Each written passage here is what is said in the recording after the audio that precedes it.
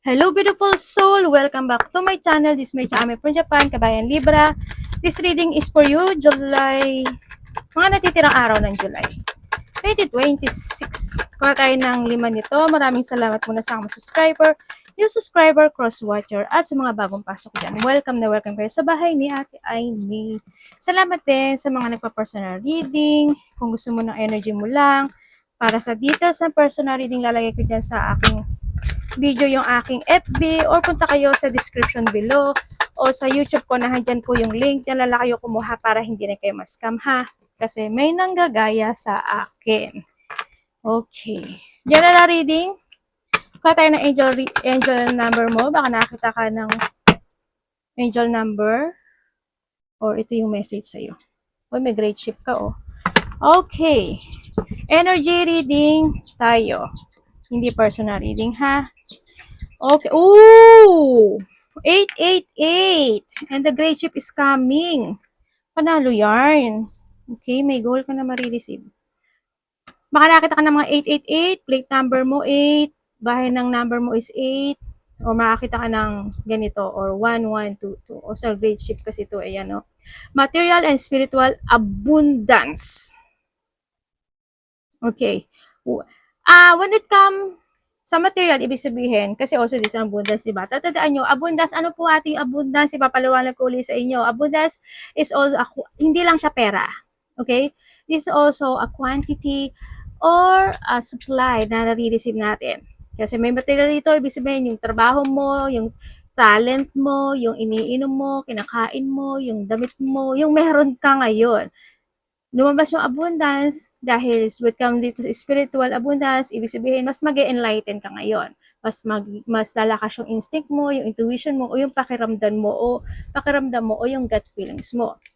Pwede magkakaroon ng mga enlightenment sa iba naman sa inyo, no? To change or mga bagay na dapat baguhin. Or mas magiging magaang yung sitwasyon mo this time. Kumbaga, you're going toward to shifting kasi dito. Ibig sabihin, kung halimbawa dati ang tumal ng iyong trabaho, kulang ang oras mo, ganyan, ganito lang sinasahod mo ngayon, hindi, mas dadami yung oras mo, so magiging night shift ka, o kaya mas madagdagan yung mga project mo, o yung may mga mangyayaring sitwasyon na mas magiging plus sa'yo, no?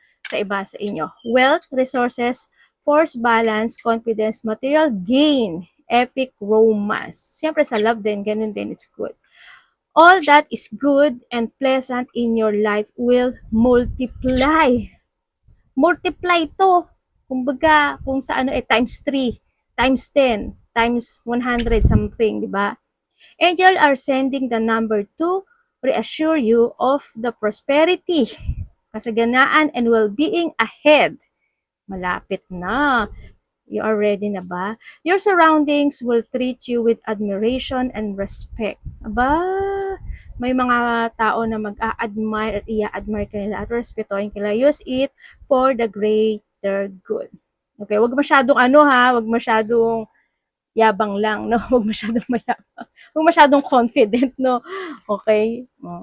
Calm lang. Pero congratulations sa pagbabago na magaganap sa buhay mo kasi it's more in abundance. Kasi ang ganda niya, no? 888. Oy, oy, oy, oy! Nisira niyo yung mga card. Doon, anak. Okay. Meron kang 27. Uy, ang ganda, oh. Richness. 19 and 33. Oh. Okay, wait, dito tayo ha. O, di ba meron kang 888? Okay, you are the king or the queen, ano, by ka man or lalaki. Yan, tulad sabi dito, di ba, may mga honor.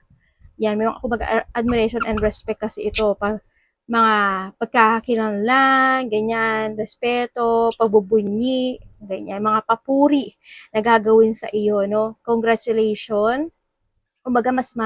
Kumbaga you will become a center of attention o kaya mas makikilala ka, may mga pagkakakilanlan, recognition, or yung may mga achievement, kumbaga, ano, there's a crown, kumbaga, ano yung pagbabalik din ng strength, confidence, and your pride. Congrats! Pwedeng sa iba sa inyo is may makakasalamuha ka na taong mas mataas sa'yo, pwedeng magulang mo, pwedeng boss mo, or pwedeng ahead sa company mo, o kaya naman is asawa mo, isa rin yun, ano? O kaya is yung mga authority situation, mga ganyan. Mga basta mataas na tao, ganyan. Or may katungkulan. Pwedeng nandoon sa point na yun, no? Yan. And, syempre, ang ganda ng card mo, And, richness. Congrats.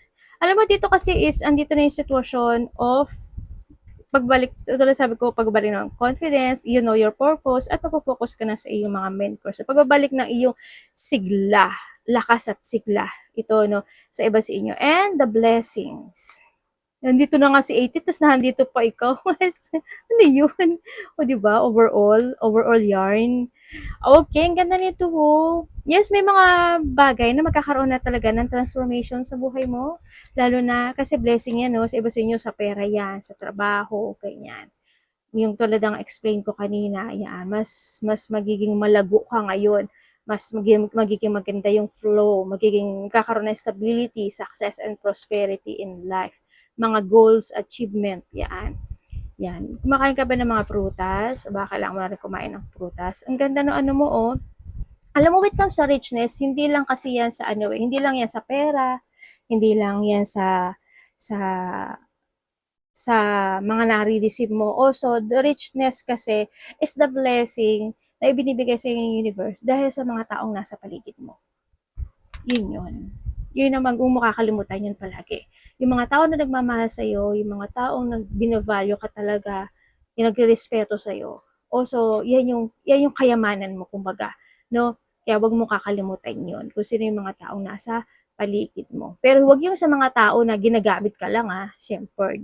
Kasi andito yung situation na kailangan mo pag-aralan at isipin kung talagang ginagamit ka lang ng tao or hindi, niloloko ka lang o nilinilang ka ng tao, no? Pag-isipan, pag-aralan siya sa ating maigi. Kung sa relasyon, bago, ganun din. Kung sa ano sitwasyon, kung saang aspeto yun, sa trabaho mo, ganun din, ano, baaring may mga issue or magkakaroon kayo ng issue, situation. Kung sa asawa ito, pwede magkakaroon kayo ng issue. Sa iba, pwede magkakaroon kayo ng issue. Sa trabaho, sa asawa, sa family, ganyan. Saan man yan, magkakaroon kayo ng mga issue, no, sa pera, sa rule system, pwedeng nandun sa point na yun. Yun na nakita ko dito sa'yo. Pero mag-ingat ka pa rin. Sana wag kayo magka-problema sa pera. Basta wag kayo yun lang ano, basta alamin at isipin mo lang maigi na pagdating sa pera. Pag pera na pinag-usapan, no? Andito rin yung pag-iisip ng mga bagay-bagay na gusto mong, tulad ng sabi ko, i-transform pa, no? May nakita ako mga paninindigan this time. Yan, magkakaroon ng mga communications. Ako nakikita sa iyo, pwedeng may mga mataong makipag-communicate sa iyo na hindi totoo, or kung sa iba sa inyo is this an apology situation, sa iba naman is may mga parang magsisik ka pa ng information in some aspect of your life, or kailangan mo talaga na maglikaw ng impormasyon kung saan aspeto ng buhay mo yan. Pwede sa mga papers and documents, sa trabaho mo, or kung sa relasyon yan, kinakailangan, ganyan. May mga gano'n, may mga pag-aaralan ka, aralin ka, alamin ka, sisiya sa atin, mga ganyan. Ako nakikita sa iba sa'yo. Para mas gagana sa'yo yung intelligence part than to your emotions sa iba. Yun, ang nakikita ko sa iba sa inyo. Mas pagaganahin mo yung utak than to your heart or need, no, sa iba sa inyo. And maaring iba sa inyo is magkakaroon kayo ng connection sa mga lawyer, judgment, mga ganyan. Magkakaroon kayo ng connection kung saan aspeto ng buhay mo to. Kasi you have the passion, sa iba sa inyo siguro sa partnership ito, no, sa iba. Yan, magkakaroon daw kayo ng connection sa mga ganyan. O baka naman sa iba sa inyo is related to sa lupa. Lupa, bahay, yaman, mga ganyan, no, tirahan sa iba. Sa iba kung medyo hindi nagiging maganda yung inyong relationship, wag naman sana magkahiwalay, di ba? Baka may mga divorce situation diyan. Syempre, you need to be prepared pa rin, ano, sa iba sa inyo. Kumbaga, pag-isipan niyo talagang maigi kung kinakailangan or hindi dapat, di ba? Think advance, no, kung gusto niyo mag-divorce or hindi sa iba sa inyo. Yan. Sa iba naman sa inyo, is there's a new beginning happen into your life. Yes. Maring nahando sa point na may mga bago kang trabaho, may mga sitwasyon na nagtapos na, mga bagong kontrata. Marami ibig sabihin, hindi ang kontrata kasi hindi lang yan related sa trabaho, okay? Related din yan sa mga partnerships, sa loved ones, sa kasal, diba?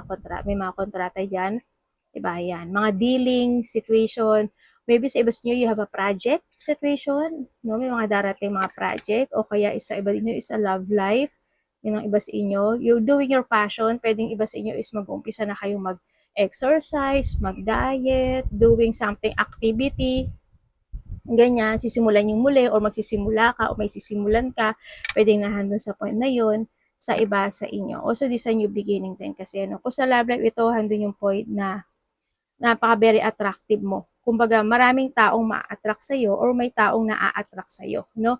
Pwedeng kay king, 'di ba?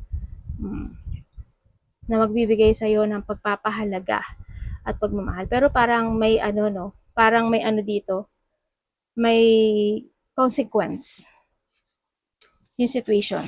Hindi ko alam pero I feel the consequence. May bunga, may good or bad something. Pero pag kasi nandito siya either hindi, parang makikipagsapalaran ka talaga. Either sa iba is maganda pero may bunga. Alam yun? May ganun. Kung sa trabaho niya, ganun din. 'Di ba? Kung halimbawa, kung papasok ka sa mga investment, ganun din. Talagang you take a risk. Magte-take a risk ka talaga.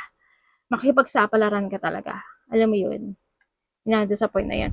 Ay, meron tayong illness, self-love, care, relaxation, and gift. Pwede makaka-receive kayo ng gift or ikaw magbibigay nito. Gift, love, support, money. Pwedeng nando sa point na yon. Mag-ingat na lang din kayo sa sarili nyo, no? Kasi may mga sakit, baka may mga ubo, sipon, lagnat, ganyan. O kaya masakit yung lalamunan, yung throat, mabigat yung katawan, pagod, diba? Atching-atching, bahing ng bahing. O kaya kung may mga sakit kayo, yan, ingat kayo. O kaya is, mapalagi kayo mag-mask kasi also there's a disease situation din ako na nakikita sa'yo, kaya dito yung caring. Or sa iba sa inyo is may tao na may sakit or magkakasakit. No, kung may mga sakit kayo, magpa-doktor kayo, magpa-check up kayo para i-remedy nyo kaagad hanggat maaari para hindi lumala at kung tsaka na lumala, tsaka kayo magpapadoktor, mas mahirap yon, di ba? Sa iba sa inyo.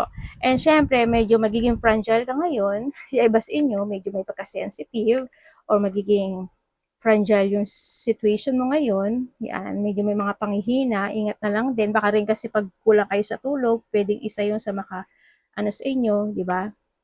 Makapanghina sa inyo. Basta self-care, mas focus kayo this time sa sarili nyo. Sa nakita ko sa iyo dito, yan, nagpapaganda ka, nagpapapogi ka, nagpapaputi ka, ganyan, nagpapakulay ka ng buhok, nagpapapilik mata kapag lalaki, ano, papamuscle or need, no? Or need. O kaya naman is, kung talagang may sakit kayo, is baka ito na yung kinakailangan na alagaan nyo talaga yung sarili nyo. Okay? Huwag mo kakalimutan na hindi alagaan yung sarili mo kasi medyo fragile ka ngayon, medyo sensitive yung kalagayan ng iba sa inyo. Kaya please, kailangan nyo ng self-love. Okay? Sa iba sa inyo. Or kung sa family yan, ganun din. No? At kung hindi naman, kung sa iba naman sa inyo, ikaw sa tingin nyo, hindi naman tayo pabata, di ba? Hindi naman kayo bata na. 'Di ba? Baka mas kailangan niyo talaga ng caring talaga, 'di ba? Kasi baka at the end doon bumawi si universe 'di ba? Kala niyo hindi kayo magkakasakit pagkakalaunan doon na lumabas lahat ang sakit niyo. Ingat kayo. Okay, but so dito is may mga mabubuntis, mga anak o magbubuntis. Ikaw, isama mo na rin yung iyong pet, if you have a pet sa iba sa inyo, or kung kinakailangan din kasi, medyo sensitive kasi yung iba dyan, kung gusto niyo mag-anak, siguro magpa-doktor kayo dito sa sitwasyon kasi kailangan niyo daw ng caring, no? Yan. Then, there's a possibility na mabubuntis kayo. Yan. Mga magfe-fertile kayo. Pero syempre naman, kapag alam niyo na ending na ng ano nyo, edad nyo, malabo na talagang magbuntes, no? Ipasok nyo na lang sa isip nyo. Kung gusto mo, may mga bed rest naman dyan. Malay nyo, pwede pa, di ba? Sa iba sa inyo.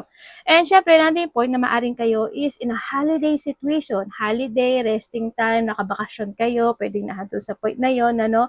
And handun din yung you feel at peace this time, pwedeng nahandun sa point na yon. Mas nararamdaman mo ngayon yung relaxation and peace of mind. Pero ingat ka at the end, pwedeng mauwi sa illness o kaya kung sa pera yan pwedeng pwedeng, siyempre, kapag nakabakasyon ka, naka-resting time ka, patay yung ano niyan, sahod niyan. Kasi wala namang sahod yun, di ba? Wala ka sa sahod niya kasi nakabakasyon ka. O, tapos naka-rest day ka, holiday ka, di ba? Siyempre, patay yung ano nun. Pero mag-ingat pa rin kayo, no? Huwag masyado makampante lang din. Kailangan mo rin ng caring sa situation. And syempre, wag palabas lahat palagi, ano, sa iba sa inyo. Ingat na lang din kayo. Kasi, there's a possibility na, ano, hindi rin maganda mangyari. Kasi may mga stress na pagdadaanan sa iba sa inyo. Yung iba sa inyo, maaring kulang lang din kayo ng tulog kung night shift kayo. Siguro magbawi-bawi na lang din kayo, no? Kasi pwedeng kayo is magkasakit talaga. Kung may mga sakit na talaga kayo, aba naman, mamahinga lang din, ano, sa iba sa inyo. Yan. May mga pressure na situation, headache, masakit ang ulo, yan. O kaya sasakit ang ulo mo, ganyan. O palagi sumasakit. May mga sitwasyon na pwede mapipressure ka, ganyan. Sa trabaho man yan, sa love life man yan, sa mga anak, magulang, karelasyon man yan, situation, yun ang nakita ko. Basta, pilat peace lang ha, sa iba sa inyo. Take care. Congrats! Congrats sa inyo. Basta ito, lumabas si illness ha. Arigato namaste, God bless.